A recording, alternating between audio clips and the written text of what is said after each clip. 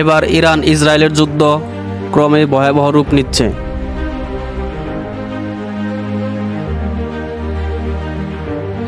রাশিয়ার পর এবার সরাসরি অবস্থান নিল পারমাণবিক শক্তিধর দেশ উত্তর কোরিয়া। উত্তর কোরিয়া রাষ্ট্রীয়ভাবে ঘোষণা করেছেন ইরান এবার একা নয়।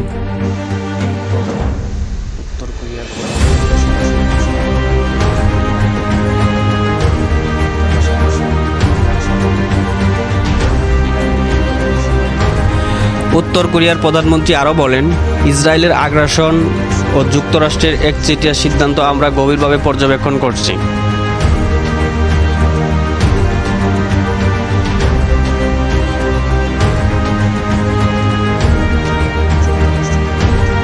ইরানের এই নিরীহ মানুষ রক্ত ঝরিয়ে এক ভয়ঙ্কর অপরাধ সংঘটিত হয়েছে বলে জানা যায়, যা ক্ষমার অযোগ্য।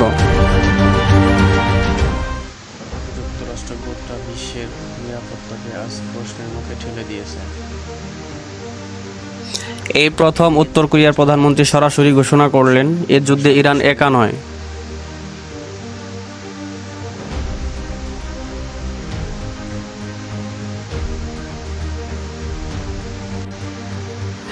ইরানের এই কঠিন সময়ে পাশে থাকতে চায় তার বন্ধু উত্তর কোরিয়া। প্রধানমন্ত্রী স্বাগত জানিয়েছেন।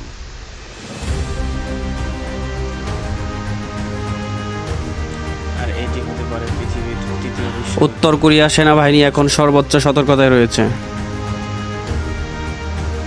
বিশ্লেষকরা আরও বলেন, উত্তর কোরিয়া এই সিদ্ধান্তটি কৌশলগত, যে কোনো সময় কৌশলগতভাবে যুদ্ধে অংশ নিতে পারে উত্তর কোরিয়া।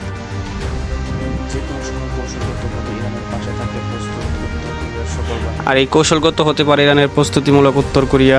বিশ্লেষকরা আরও বলেন, উত্তর কোরিয়া এই সিদ্ধান্ত একটি কৌশলগত বার্তা।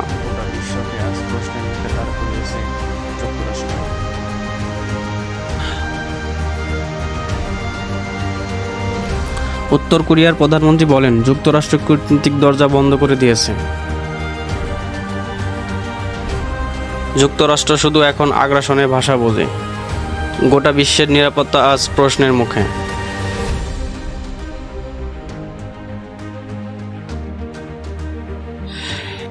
এদিকে যুক্তরাষ্ট্র জানিয়েছে, কিং জুমের ভাষা সম্পূর্ণ উস্কানিমূলক।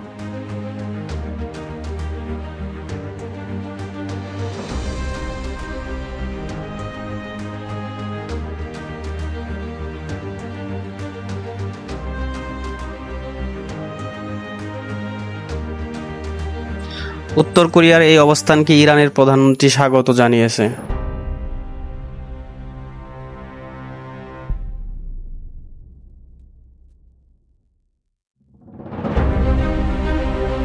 এদিকে ইসরায়েল তার নিয়মিত ইরানে হামলা চালিয়ে যাচ্ছে।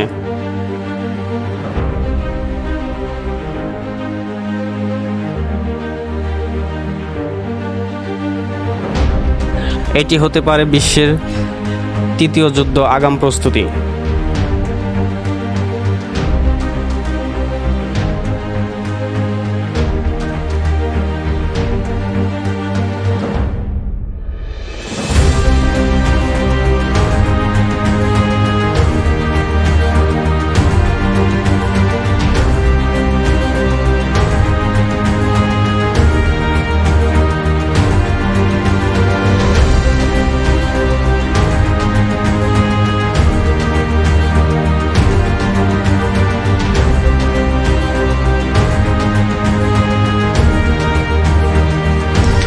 উত্তর কোরিয়ার সেনাবাহিনী যে কোনো সময় কৌশলগতভাবে যুদ্ধে অংশ নিতে পারে।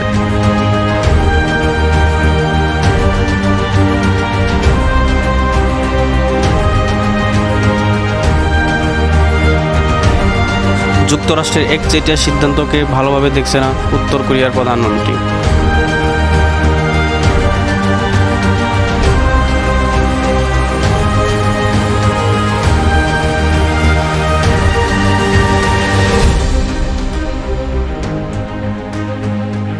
ইরানের এই কঠিন সময়ে তারা পাশে থাকতে চায়।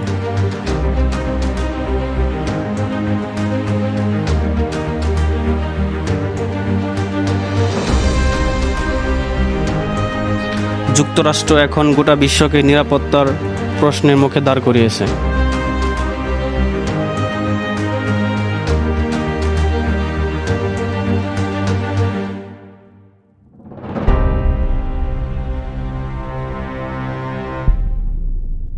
এদিকে উত্তর কোরিয়ার এই অবস্থানকে ইরানের প্রধানমন্ত্রী স্বাগত জানিয়েছে, আর এটি হতে পারে বিশ্বের তৃতীয় বিশ্বযুদ্ধ।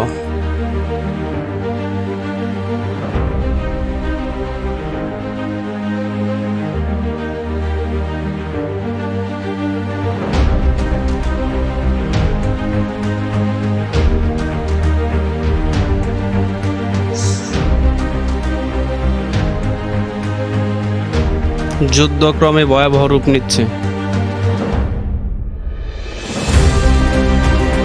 উত্তর কোরিয়া রাষ্ট্রীয়ভাবে ঘোষণা করেছে তারা ইরানের পাশে থাকতে চায়।